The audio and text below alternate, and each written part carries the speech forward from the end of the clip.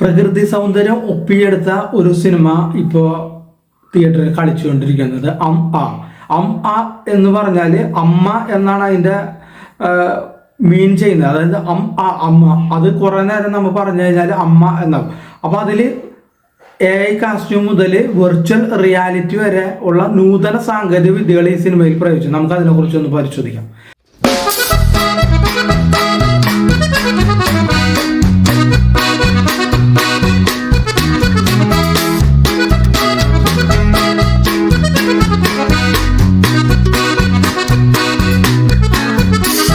സാങ്കേതിക വിദ്യകളിൽ അധിഷ്ഠിതമാണ് എപ്പോഴും സിനിമ എന്ന് പറയുന്നത്. അതിൽ ചിലപ്പോൾ റിയാലിറ്റി ആയിരിക്കില്ല, ചിലപ്പോൾ തുടർച്ചയായ മാറ്റങ്ങൾക്ക് വിധേയമായി കൊണ്ടിരിക്കുന്ന സാങ്കേതിക വിദ്യ അത് സിനിമയിൽ ഉപയോഗിക്കുന്നുണ്ട്.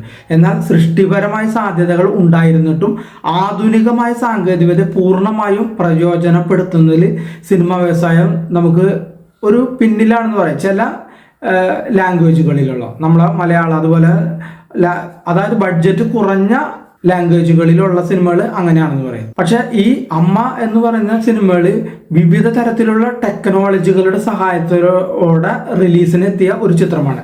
കാപ്പി പ്രൊഡക്ഷൻസിന്റെ ബാനറിൽ തോമസ് സെബാസ്റ്റ്യൻ സംവിധാനം നിർവഹിച്ച അമ്മയുടെ നിർമ്മാണം മുതൽ റിലീസ് വരെ ഘട്ടത്തിൽ സഹായകമായ വിവിധ ടെക്നോളജികളുണ്ട്. ആ ടെക്നോളജികൾ നമ്മൾക്ക് ഈ വീഡിയോയിലൂടെ ഒന്ന് നോക്കാം. ഇതിൽ 3 വയസ്സുള്ള ഒരു ബാലതാരമുണ്ട്. അതായത് വലിയ കണ്ണുകളും ചുരുണ്ട മുടികളുമുള്ള ഒരു ബാലതാരം. ആ ബാലതാരത്തിലെ കണ്ടെത്തുക എന്നത് ഈ പ്രീ പ്രൊഡക്ഷൻ വേളയിൽ വളരെയധികം ബുദ്ധിമുട്ട് നേരിട്ട ഒരു സംഗതി. AI വെബ്സൈറ്റിന്റെ സഹായത്തോടെ എഴുത്തുകാരന്റെ വിവരണങ്ങൾ അടിസ്ഥാനമാക്കി കഥാപാത്ര റെഫറൻസുകൾ സൃഷ്ടിച്ച് തുടർന്ന് ഒരു വിഷ്വൽ ഗൈഡ് ഉപയോഗിച്ച് അസോസിയേറ്റ് ഡയറക്ടർ അതിനനുയോജ്യമായ ബാലതാരത്തെ കണ്ടെത്തി എന്നാണ് പറയുന്നത്. അതുകൂടാതെ സ്ക്രിപ്റ്റിന് വേണ്ടിയിട്ട് ഒരു ആൻഡ്രോയിഡ് ആപ്പും ഇവർ പുറത്തിറക്കി എന്നാണ് പറയുന്നത്. വൈകാരികമായ തലത്തിലേക്ക് കടക്കുന്ന സിനിമകളുടെ ചിത്രീകരണ സമയത്ത് ഭാഷയുടെ അതിർവരമ്പുകൾ സൃഷ്ടിക്കുന്ന വെല്ലുവിളി ചെറുതല്ല. കാരണം മറ്റു ഭാഷകളിലെ ആക്ടേഴ്സും ഒക്കെ അഭിനയിക്കുമ്പോൾ അന്യഭാഷാ താരങ്ങൾ അഭിനയിക്കുന്ന സാഹചര്യത്തിൽ ഇത്തരത്തിലുള്ള പ്രശ്നങ്ങൾ സൈറ്റിൽ നമുക്ക് ഉടലോ തീർച്ചയായും ഒരു കമ്മ്യൂണിക്കേഷൻ ഗ്യാപ്പ് അവിടെ വരും. അപ്പൊ ഇതിൽ ഈ സിനിമയിൽ നോക്കുമ്പോൾ പ്രധാന അഭിനേതാക്കളിൽ ഒരാൾ തമിഴ് സംസാരിക്കുന്ന ഒരു താരമാണ്. അപ്പൊ മലയാള സംഭാഷണം കൃത്യതയോടെ അവതരിപ്പിക്കേണ്ടത് സിനിമയുടെ ആവശ്യകതയായി. ഇതിനെ മറികടക്കാനായി തമിഴ്, ഇംഗ്ലീഷ്, മലയാളം ഭാഷകളിൽ സംഭാഷണം തയ്യാറാക്കുന്ന ഒരു ആപ്പായ സ്ക്രിപ്റ്റ്ലിറ്റ് വികസിപ്പിച്ചെടുത്തു. ഇവർ വിവിധ ഭാഷകളിൽ സ്ക്രിപ്റ്റ്, ഓഡിയോ, അതിൻ്റെ പിന്നെ വിവർത്തനങ്ങൾ അത് എല്ലാം കൂടി ചേർന്ന ഒരു സ്ക്രിപ്റ്റ്ലിറ്റ്.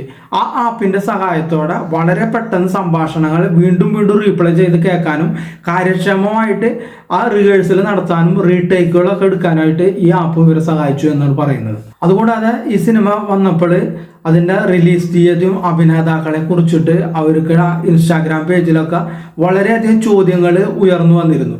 അപ്പോൾ അതിനെല്ലാത്തിനും മറുപടി പ്രേക്ഷകർക്ക് മറുപടി നൽകുക എന്നത് വളരെ ബുദ്ധിമുട്ടുള്ള കാര്യമായിരുന്നു. അപ്പോൾ അതിന് വേണ്ടിയിട്ട് അവർ എന്ത് ചെയ്തു, ഒരു ചാറ്റ് ബോട്ട് അവതരിപ്പിച്ചു. അതായത് സിനിമയിലെ കഥാപാത്രമായി രൂപകൽപ്പന ചെയ്തതിന് സോണിയ എന്ന ഒരു ഇത്. അപ്പോൾ ആരാധകരുടെ ചോദ്യങ്ങൾക്ക് ആഴ്ചയിൽ 24 മണിക്കൂർ വെച്ചിട്ടും ഈ ചാറ്റ് ബോട്ട് ഉത്തരം നൽകിക്കൊണ്ടിരുന്നു. അതുകൂടാതെ ഈ സിനിമ നടക്കുന്നത് ഈ എന്ന് പറയുന്ന സിനിമ നടക്കുന്നത് ഇടുക്കിയിലെ കവന്ത എന്ന് പറയുന്ന ഗ്രാമത്തിലാണ് സിനിമയുടെ ചിത്രീകരണം നടന്നത്. സിനിമയുടെ ഉള്ളടക്കത്തിൽ നിർണായക പങ്ക് വഹിക്കുന്ന കേരളത്തിലെ മനോഹരമായ ഒരു ഗ്രാമമാണ് കവന്ത. അപ്പൊ ആ ഗ്രാമീണ പശ്ചാത്തലത്തിലുള്ള ആ ഭംഗി ഒട്ടും നഷ്ടപ്പെടാതെ ഇതിന്റെ ഒരു ചിത്രീകരണം നടന്നിട്ടുള്ളത്. അപ്പൊ അതിനു വേണ്ടിയിട്ട് ഒരു വിർച്വൽ റിയാലിറ്റി അനുഭവത്തിന് വേണ്ടിയിട്ട് ചില മാറ്റങ്ങളെല്ലാം അവർ അതിൽ വരുത്തിയിട്ടുണ്ട്. അതുകൂടാതെ ball and mind puzzle game അത് ഇവര് തുടങ്ങിയിട്ടുണ്ട്. അതായത് ഏറ്റവും സങ്കീർണമായ 2 അക്ഷരങ്ങളിൽ എന്ന് ഒരു പറയുന്ന ഒരു അക്ഷരങ്ങളാണല്ലോ ഈ സിനിമയ്ക്ക് പേരായിട്ട് ഇവര് കൊണ്ടുവന്നിട്ടുള്ളത്. അപ്പൊ ഈ പേര് ജനപ്രിയമാക്കുന്നതിന് വേണ്ടി ball and maze puzzle game ഇവര് സൃഷ്ടിച്ചിട്ടുണ്ട്. മലയാള ലിപിയുടെ സങ്കീർണതകളിൽ നിന്ന് പ്രചോദനം ഉൾക്കൊണ്ടിട്ട് അവർ ഇത് നിർമ്മിച്ചത്. അത് ഗൂഗിൾ പ്ലേ സ്റ്റോറിലോ ആപ്പിൾ സ്റ്റോറിലോ ഈ ഗെയിം ലഭ്യമാണ്.